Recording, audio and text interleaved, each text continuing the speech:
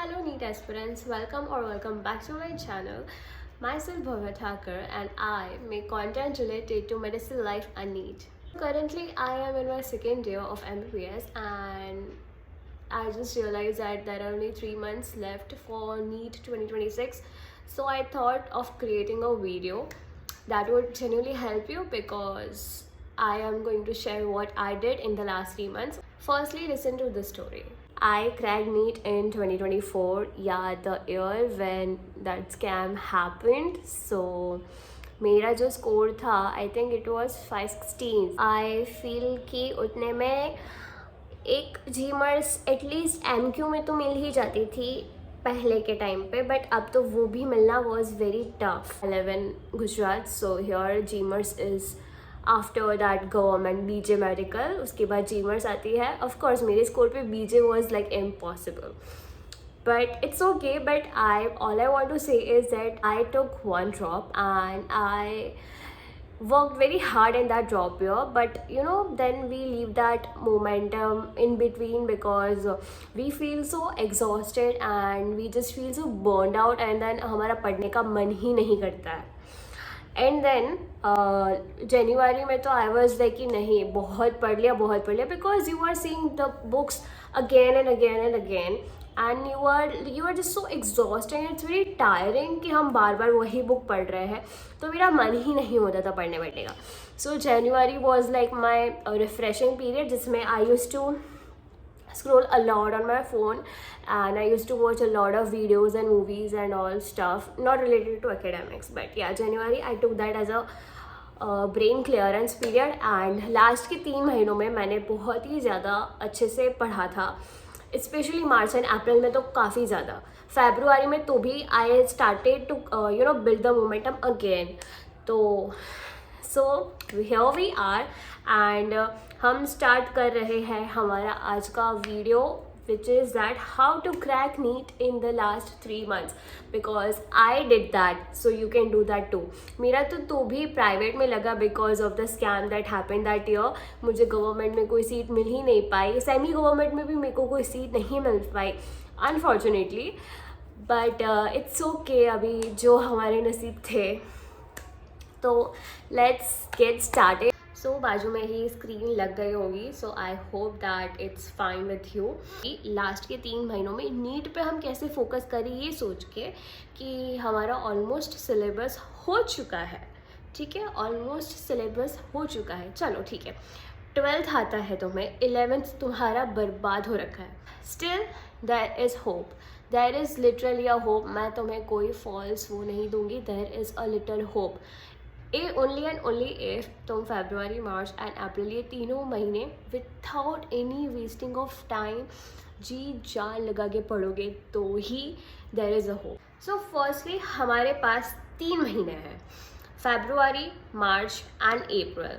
तो फेब्रुआरी मार्च में मेन तुम्हें क्या करना है पता है? You have to try to complete the full syllabus. ठीक है, तुम्हें फुल सिलेबस कंप्लीट करने का ट्राई करना है बिकॉज 11th का थोड़ा बहुत तो तुम कर ही सकते हो बिकॉज 12th का चलो 55% है, बट 11th का भी तो 45% है, right? So it also holds some value, right? And then April which is last month, उसमें तुम्हें जितने हो सके उतने मॉक्स लगाने हैं. आई नो, अभी मुझे पता है कि मेरे पहले तुमने काफ़ी वीडियोस देखे ही होंगे, so everyone would have told you कि मॉक्स लगाओ बिकॉज मेरे टाइम पे भी मैं भी ऐसे वीडियोस देखती थी and I was also like मॉक्स क्यों, इतना मॉक टेस्ट के बारे में इतना क्यों कह रहे हैं ये लोग. बट देन ड्रॉप के बाद मुझे जो रियलाइजेशन हुई MCQ की इम्पोर्टेंस की, then I was like right, मुझे तब जाके समझ आया. So I will explain you आगे. Okay, so firstly we will start with February. Okay, अब हम सब्जेक्ट वाइज देखते हैं. तो सबसे पहले बायोलॉजी की बात करते हैं. सो NCERT गीता है हमारी, we all know that, right? So NCERT की बात करें तो लाइन बाय लाइन तुम्हें पढ़ना ही पड़ेगा. लाइन बाय लाइन तुम जितनी बार NCERT को पढ़ोगे उतनी बार तुम्हें कोई ना कोई नई इन्फॉर्मेशन मिलेगी. ऐसा तुमने फील किया होगा बिकॉज मैंने तो किया था अपने टाइम पे, तो शायद तुम्हारे साथ भी ऐसा हुआ ही होगा. स्टार्ट विद द एम कि तुम NCERT को 5 बार पढ़ लो, पूरा का पूरा 5 बार NCERT पढ़ लो, 11th + 12th. Okay, try that minimum 5 times you are done with the NCERT of biology in the month of February, ठीक है. Now if you talk about physics and chemistry, so physics and chemistry तो तुम एक अच्छी तरह से कर सकते हो, which is watching the one shot video lectures पढ़ लो and then साथ में MCQs रोज सॉल्व करो. and then जब तुम MCQs सॉल्व करोगे तो टाइमर लगाना मत भूलना, टाइमर के साथ. and also if you have heard of this famous thing which is called as a mistake notebook, then if अगर तुमने बनाई है so very well done, and if अगर नहीं बनाई है तो बना लो, because that thing is really, it works like magic, it has worked for me. ऐसा होगा तो मैं उसकी pictures take with कर लूँगी, या तो फिर I'll upload it on the post section of my YouTube, so you can see over there. Just let me know if you want to see my mistake notebook and I'll share it over there. Now second month, that is March, मतलब वो 3 महीनों में. मार्च की बात करें अब हम, तो अब मार्च में ये चीज़ है कि तुम्हें फुल सिलेबस मॉक टेस्ट लगाने स्टार्ट कर देने हैं. नो मैटर वॉट, तुम्हारे 11th में तुम्हें सिर्फ 2-3 चैप्टर्स आते हैं. अनफॉर्चुनेटली अगर तुम्हारे 11th में हर सब्जेक्ट में से 2-3 चैप्टर्स ही आते हैं अच्छे से according to you, but still you have to give mock test. No matter what, give that god damn mock test. तुम मॉक टेस्ट देने जाओ, कुछ इंस्टीट्यूट में फ्री में वो लोग मॉक टेस्ट रखते हैं, go there, give it. Online होता है तो ऑनलाइन दे दो, but start giving full syllabus mock test from March itself. भले ही तुम्हारी प्रिपरेशन कितनी भी अधूरी क्यों नहीं है, but start giving the mock test. और मॉक टेस्ट दे दिया उसके बाद it's just not like okay दे दिया डन. प्रॉपर एनालिसिस तुम्हें करना है. अनटिल अनलेस अगर तुम्हारा प्रॉपर एनालिसिस नहीं करोगे तो तुम्हें पता कैसे चलेगा कि तुम्हारे वीक पॉइंट्स क्या है, तुम कितने पानी में हो कितने पानी में नहीं हो, तो वो तुम्हें कैसे पता चलेगा. प्रॉपर एनालिसिस के थ्रू जब तुम्हें पता चला कि तुम्हें फिजिक्स में मोशन वाले चैप्टर में कुछ भी समझ नहीं आ रहा है, तब तुम्हें पता चलेगा ना कि तुम्हारा वीक एरिया क्या है फिजिक्स में. 11th का मोशन वाला टॉपिक.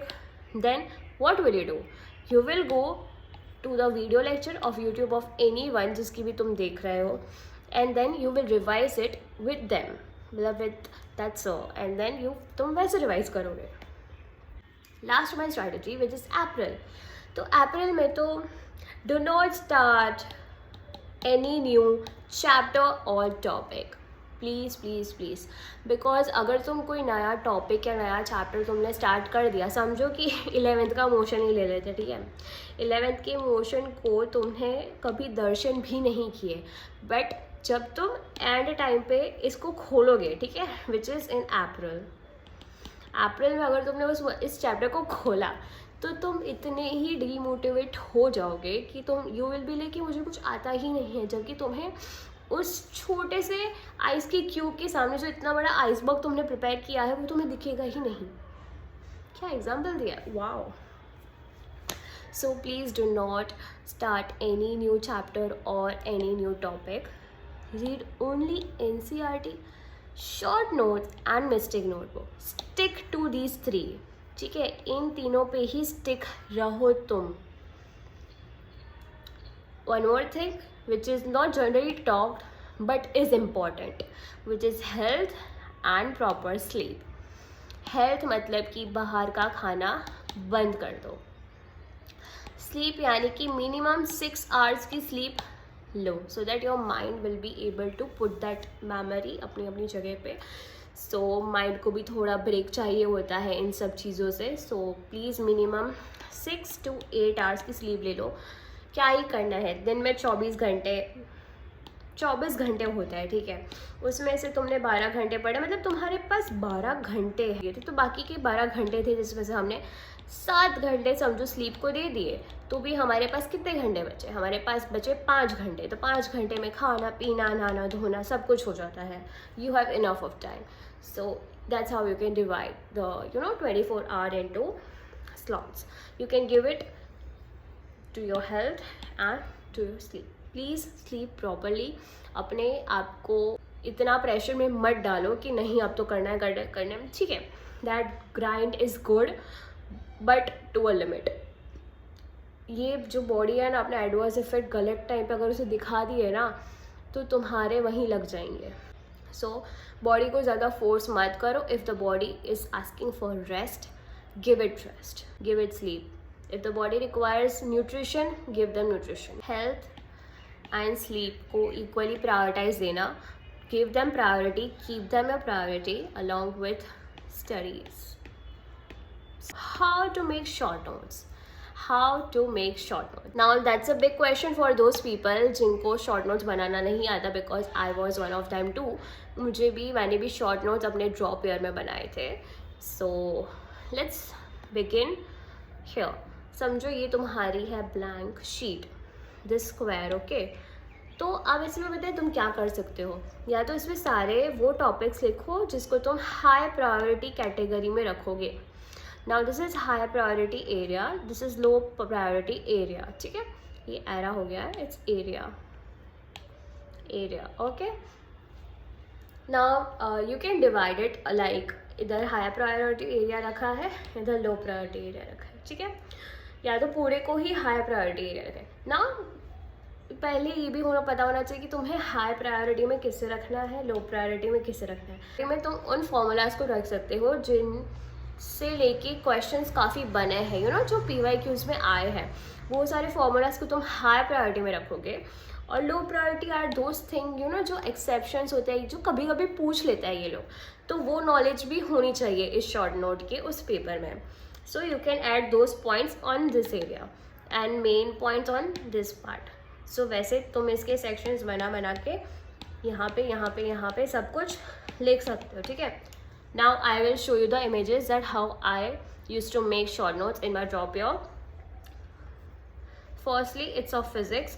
ये same to same ऐसे ही मैंने अपने short notes बनाए हैं. The ditto, same ditto ऐसे ही short notes मैंने अपने टाइम पे भी बनाए थे.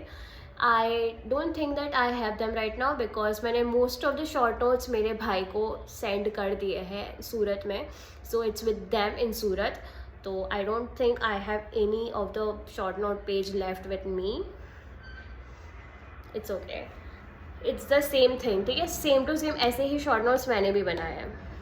इसलिए मैंने ये पेजेस को ऐड किया because I felt like कि सेम मैंने ऐसे ही बनाए हैं. तो that's why I added them.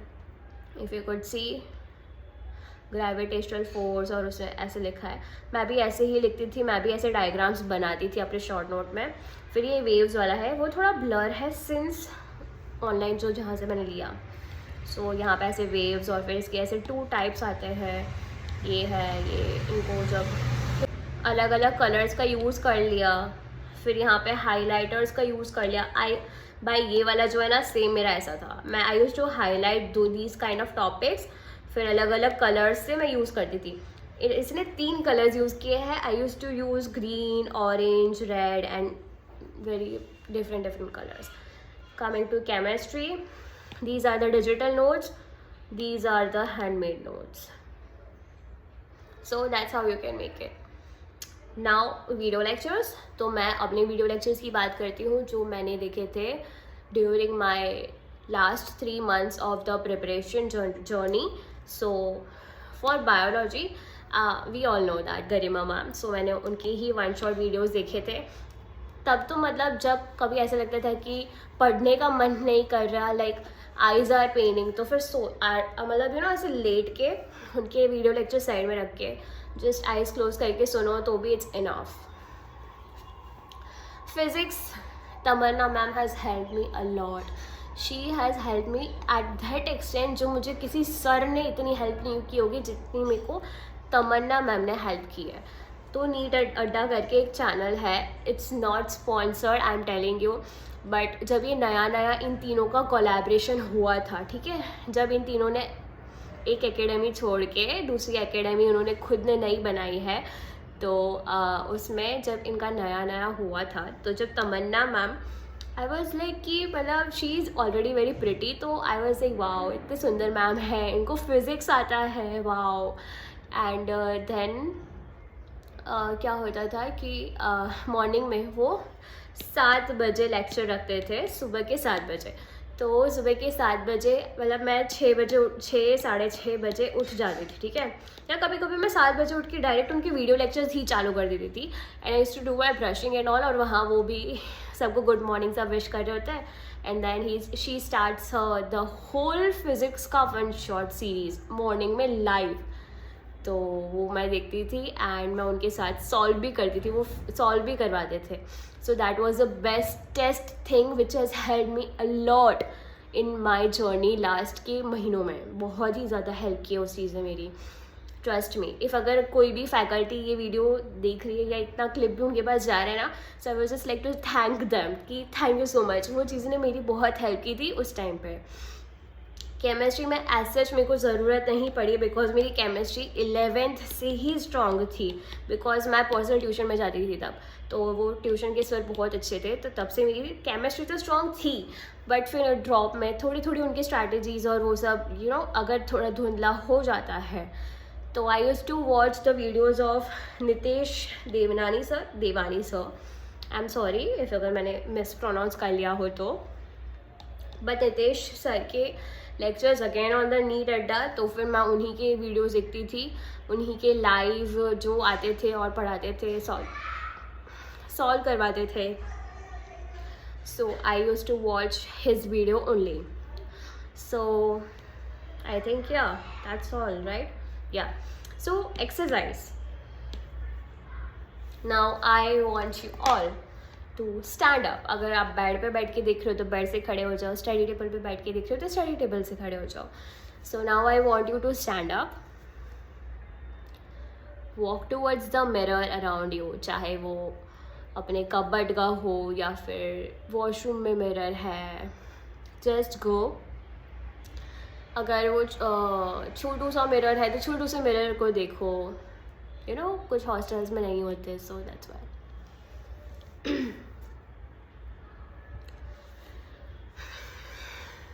Okay, सो अब अपने आप को देख रहे होंगे तुम मिरर में. So now take deep breaths, inhale exhale, take 3 deep breaths. Look into your eyes through mirror and say, I can do this. Watch me. And yeah, that's all for this video, and I hope it helped you. And मैंने यहाँ पे नीचे लिखा है mistake notebook comment, तो it's just कि mistake notebook जो मैंने स्टार्टिंग में ही आपको बोल दिया कि if you want to see my mistake notebook then let me know. If अगर आपको if you are confused that how can you make a mistake notebook, then also let me know, I'll help you out. So just let me know in the comment section and I will make a short video on it because I don't want to waste any of your time. And if you want more detail mein chahiye, and if you want the long one, then I will make one in 5 minutes or so. So yeah, that's all. Thank you so much and all the best, future doctors, and I'll see you in the next video. Bye bye.